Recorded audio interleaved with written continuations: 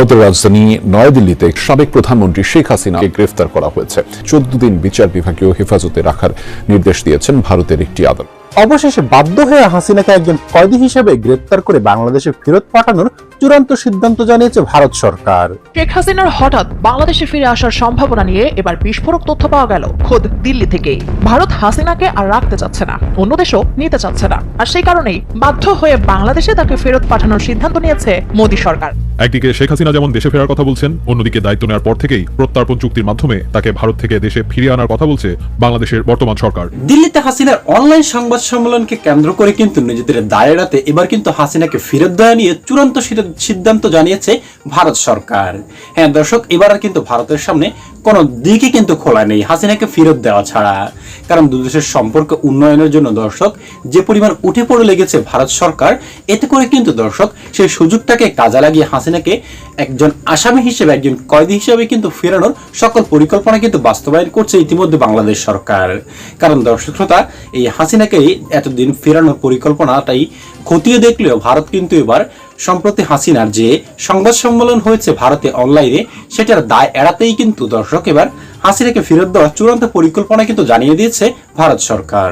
তবে কবে নাগাদ হাসিনাকে ফেরত দিচ্ছে একজন কয়েদি হিসেবে দিল্লি? হ্যাঁ দর্শক শ্রোতা, সেটার বিস্তারিত নিয়ে কিন্তু খুবই গুরুত্বপূর্ণ একটি প্রতিবেদন আজকে আপনাদের সামনে উপস্থাপন করতে যাচ্ছি আমরা, যেটা দেখলে আপনারা রীতিমতো একেবারে স্পষ্ট ভাষায় বুঝতে পারবেন যে হাসিনাকে কবে নাগাদ এবং কি কিসের মাধ্যমে ফেরত দিচ্ছে দিল্লি।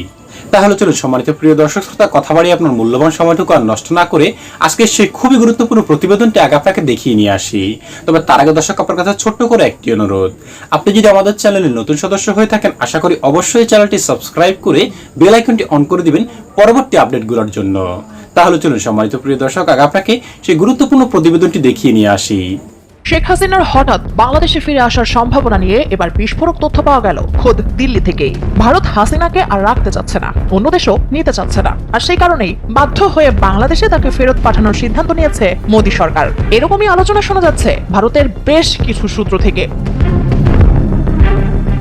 কখনো ইতিহাস তৈরি হয় জনসমুদ্রের স্লোগানে, আবার কখনো ইতিহাসের মোড় ঘুরে যায় বন্ধ দরজার নিঃশব্দ বৈঠকে। একসময় যেই দিল্লি ছিল শেখ হাসিনার সবচেয়ে নিরাপদ রাজনৈতিক ঠিকানা, সেই দিল্লি এখন হাসিনাকে গলার কাটা মনে করছেন বলে কানাকানি চলছে ভারতের রাজনৈতিক অঙ্গনে।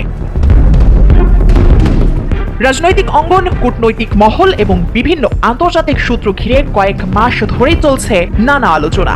বিভিন্ন সূত্রের দাবি, বাংলাদেশের নতুন নির্বাচিত সরকার দায়িত্ব নেওয়ার পর ঢাকার সঙ্গে সম্পর্কের নতুন অধ্যায় শুরু করতে চাইছে ভারত, কিন্তু সেই পথে সবচেয়ে বড় অস্বস্তির জায়গা হয়ে উঠেছে শেখ হাসিনার ভারতে অবস্থান।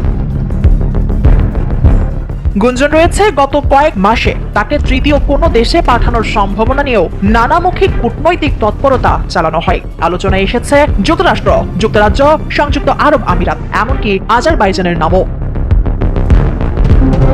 রাজনৈতিক বিশ্লেষকদের একাংশের মতে, যদি এসব আলোচনা সত্য হয়ে থাকে তাহলে দিল্লির সামনে প্রশ্ন ছিল একটি, একজন সাবেক নেত্রীর রাজনৈতিক আশ্রয় গুরুত্বপূর্ণ নাকি 18 কোটিরও বেশি মানুষের দেশের সঙ্গে দীর্ঘমেয়াদী সম্পর্ক।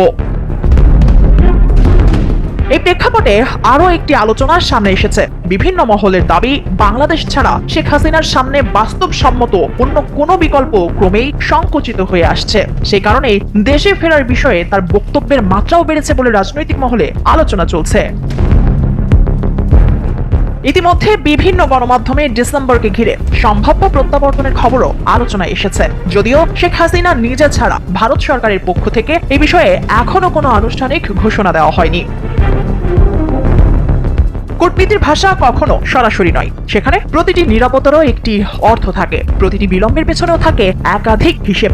ভারত হয়তো একটু সময় নিয়ে হিসেব কষে দেখেছে বাংলাদেশে শেখ হাসিনার গ্রহণযোগ্যতা আপাতত শূন্যের কোঠায়। সুতরাং তাকে রেখে যে রাজনৈতিক হিসেব দিল্লি কষেছিল সেটা শেষ করার সময় এসেছে এখন।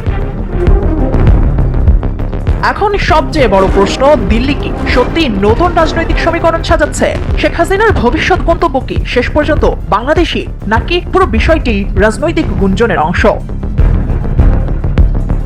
বিশ্লেষকরা বলছেন এই প্রশ্নগুলোর উত্তর সময় দেবে, তবে এটুকু স্পষ্ট, বাংলাদেশ, ভারত এবং দক্ষিণ এশিয়ার রাজনীতিতে শেখ হাসিনাকে ঘিরে প্রতিটি সিদ্ধান্তের প্রভাব ভারতের কাছেই বেশি অনুভূত হবে। আর তাই পর্দার আড়ালে যতই নীরবতা থাকুক, রাজনৈতিক মঞ্চে এই গল্পের শেষ অধ্যায় এখনো লেখা হয়নি।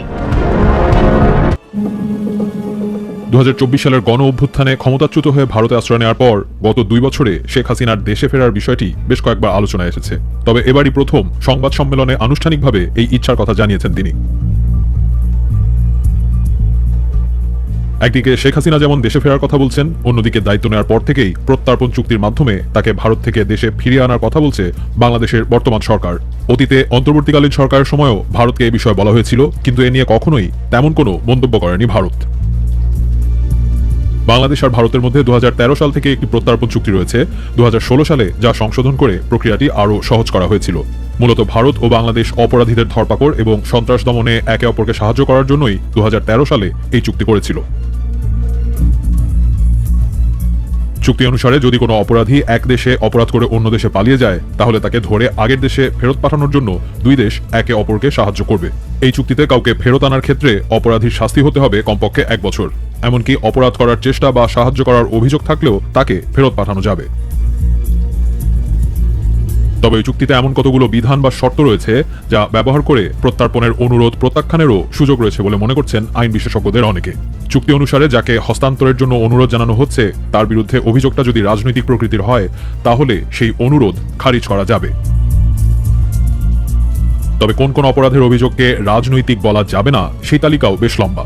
এর মধ্যে হত্যা, গুম, অনিচ্ছাকৃত হত্যা ঘটানো, বোমা বিস্ফোরণ ঘটানো ও সন্ত্রাসবাদের মতো নানা অপরাধ রয়েছে। শেখ হাসিনার বিরুদ্ধে বাংলাদেশে হত্যা, গুম ও নির্যাতনের একাধিক মামলা হয়েছে। এই অভিযোগগুলো যেহেতু ফৌজদারি অপরাধের সাথে জড়িত, তাই চুক্তির আওতায় একে রাজনৈতিক মামলা বলে উড়িয়ে দেওয়া কঠিন। এছাড়া 2016 সালে এই চুক্তিটি সংশোধনের পর নিয়ম হয়েছে মামলার সাক্ষ্য প্রমাণ জমা না দিয়ে কেবল আদালতের জারি করা গ্রেফতারি পরোয়ানার কপি পাঠালেই হবে, অর্থাৎ প্রত্যর্পণের বিষয়টি আরও সহজ হয়েছে। সুতরাং শেখ হাসিনার বিরুদ্ধে যে কোনো মামলায় আদালত গ্রেফতারি পরোয়ানা দিলেই সেই কাগজের ভিত্তিতে ঢাকা আনুষ্ঠানিকভাবে দিল্লির কাছে তাকে ফেরত চাইতে পারবে। এমনকি কূটনৈতিক চ্যানেলে আবেদনের মাধ্যমেও অপরাধীকে অস্থায়ী গ্রেফতারের বিষয়টি চুক্তিতে রয়েছে। এক্ষেত্রে যদি মনে হয় যে অপরাধী পালাতে পারে, তাহলে 60 দিনের জন্য তাকে অস্থায়ী গ্রেফতার করা যাবে। তবে ভারতের যদি মনে হয় যে এই অভিযোগগুলো শুধুমাত্র ন্যায় বিচারের স্বার্থে সরল বিশ্বাসে আনা হয়নি, তাহলে প্রত্যর্পণের আবেদন তারা নাকচ করতে পারে।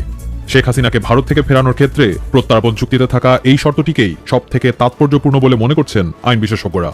এক্ষেত্রে দেশে আসার পর আইনি প্রক্রিয়ার মধ্যে দিয়েই তাকে যেতে হবে। 2024 জুলাই অগাস্টের গণ অভ্যুত্থানের সময় মানবতা বিরোধী অপরাধে জড়িত থাকার দায়ে শেখ হাসিনা ও সাবেক স্বরাষ্ট্রমন্ত্রী আসাদুজ্জামান খান কামালকে মৃত্যুদণ্ড দিয়েছে আন্তর্জাতিক অপরাধ ট্রাইব্যুনাল। এছাড়াও বাংলাদেশের বিভিন্ন আদালতে শেখ হাসিনার বিরুদ্ধে বহু মামলা রয়েছে। এক্ষেত্রে তিনি যদি দেশে ফেরেন, তাহলে অবশ্যই তাকে ট্রাইব্যুনালে আত্মসমর্পণ করে আইনি প্রক্রিয়ায় মোকাবিলা করতে হবে। ট্রাইব্যুনালের চিফ প্রসিকিউটর আমিনুল ইসলামের মতে একজন ফিউজিটিভের পক্ষে কোনো আইনগত সুবিধা পাওয়ার কোনো সুযোগ নেই। তাকে অবশ্যই আসতে হবে, এই ট্রাইব্যুনালেই সারেন্ডার করতে হবে, এই ট্রাইব্যুনালে সারেন্ডার করেই তাকে জেলে যেতে হবে। তিনি বলছিলেন, আন্তর্জাতিক অপরাধ ট্রাইব্যুনাল আইন 1973-এর 21 ধারা অনুযায়ী রায়ের 30 দিনের মধ্যে অ্যাপিল করতে হয়। সময় পার হলেও সুপ্রিম কোর্টের অ্যাপিল বিভাগ প্রিন্সিপাল অফ কমপ্লিট জাস্টিস নীতিতে অ্যাপিল নিতে পারে।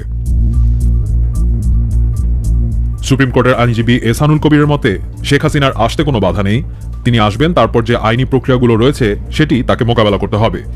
নিয়ম অনুযায়ী তার বিরুদ্ধে ওয়ারেন্ট ইস্যু রয়েছে, এরপর থেকেই তিনি গ্রেফতার হবেন। অবশ্য শেখ হাসিনার দেশে ফেরার বিষয়টি যতটা না আইনি, তার থেকে বেশি রাজনৈতিক বলেই মনে করেন রাজনৈতিক এবং আন্তর্জাতিক সম্পর্ক বিশ্লেষকরা। এছাড়া তারা মনে করেন বাংলাদেশ ভারত দ্বিপাক্ষিক সম্পর্কের বিষয়টিও এক্ষেত্রে গুরুত্বপূর্ণ।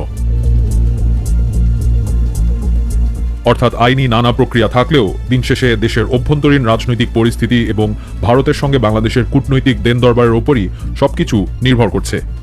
আবার অনেক বিশ্লেষকের ধারণা, রাজনৈতিক কৌশলের অংশ হিসেবেই বারবার দেশে ফেরার বিষয়টিকে শেখ হাসিনা সামনে আনছেন। শেখ হাসিনা পালানোর পরে কিন্তু দর্শক ডক্টর ইউনূস সরকার, এরপর কিন্তু তারেক রহমানের বিএনপি সরকার, সকলেই কিন্তু দর্শক একের পর এক কিন্তু ভারতের কাছে চিঠি দিয়েছে হাসিনাকে ফেরত দেওয়ার জন্য। যদিও এতদিন যাবৎ এ নিয়ে অনেক তালবাহানা করছে ভারত সরকার। তবে দর্শক শ্রোতা, যে সম্প্রতি যে ভারতে 5 আগস্টে শেখ হাসিনার অনলাইন সংবাদ সম্মেলন হয়েছে, এমনকি সেটা ভারতীয় বেশ কিছু গণমাধ্যমে প্রকাশ করা হয়েছে, এরপরে কিন্তু একেবারে দর্শক চিপায় পড়ে গিয়েছে কিন্তু ভারত সরকার। ইতিমধ্যে কিন্তু তারা সংবাদ সম্মেলন করে জানিয়েছে যে তাদের কোনো দায় নাই এতে। আর এতেই কিন্তু প্রশ্ন উঠেছে দর্শক বিশ্ব আন্তর্জাতিক মহলে, ভারতের দায় না থাকলে ভারত সরকারের অনুমতি ছাড়া কিভাবে দিল্লিতে এমন একটা সংবাদ সম্মেলন করে হাসিনা? দর্শক শ্রোতা, সেটা নিয়ে কিন্তু তোলপাড় পুরো একেবারে রাজনৈতিক অঙ্গন। ভারত বাংলাদেশ দুই দেশের সম্পর্কে যে পরিমাণ ফাটল ধরেছে এর আগে দর্শক, সেটাতে কিন্তু এবার আরো ঘি ঢেলে দিয়েছে কিন্তু এই শেখ হাসিনার বক্তব্যটি, যে অনলাইন সংবাদ সম্মেলন হয়েছে সেই সংবাদ সম্মেলনটি। এরপর থেকে কিন্তু ভারত নিজেদের দায় এড়াতে নানা রকম বক্তব্য দিয়ে যাচ্ছে। কিন্তু এতে করে কি বাংলাদেশ ভারতের সম্পর্ক আর উন্নয়নের দিকে যাবে? না দর্শক, এটা কখনোই সম্ভব নয়। ইতিমধ্যে কিন্তু বাংলাদেশ সরকারের স্বরাষ্ট্রমন্ত্রী থেকে শুরু করে আর অন্যান্য যারা রয়েছে সকলেই কিন্তু দর্শক সংবাদ সম্মেলন করে কিন্তু জানিয়ে দিয়েছে যে ভারতের সঙ্গে আর কোনো বন্ধুত্বপূর্ণ সম্পর্ক নয়। আর এরপরে কিন্তু দর্শক একের পর এক টনক নড়ছে কিন্তু ভারতের। এবার কিন্তু দর্শক ভারতের সঙ্গে বাংলাদেশের যে চুক্তিগুলো রয়েছে সেগুলোই কিন্তু দর্শক বাতিল হতে যাচ্ছে। কিন্তু যে ব্যবসায়িক চুক্তিগুলো রয়েছে ভারত থেকে যে দর্শক যে কাঁচামালগুলো আমদানি করে বাংলাদেশ, সেটাই কিন্তু এবার বন্ধ হয়ে যাচ্ছে। আর যার ফলশ্রুতিতেই কিন্তু ধীরে ধীরে কিন্তু নরম হতে যাচ্ছে কিন্তু, অর্থাৎ বিশেষ করে বিএনপি সরকার আসার পর থেকে কিন্তু ধীরে ধীরে নরম হতে যাচ্ছে হাসিনার বিষয়ে এই ভারত সরকার। আশা করা যায় আগামী কয়েক মাসের মধ্যেই কিন্তু এমন কোনো চূড়ান্ত সিদ্ধান্ত আসতে পারে যে হাসিনাকে কিন্তু অফিসিয়ালি ফেরত দিচ্ছে ভারত। হ্যাঁ সম্মানিত প্রিয় দর্শক শ্রোতা, আপনার কি মনে হয় ভারতের এই সাম্প্রতিক সময়ের আচরণগুলি দেখে? দর্শক অবশ্যই আপনার মূল্যবান মতামতটুকু আমাদের কমেন্ট বক্সে লিখে যাবেন। আজ এ পর্যন্তই, ভালো থাকুন সকলেই আশা করি।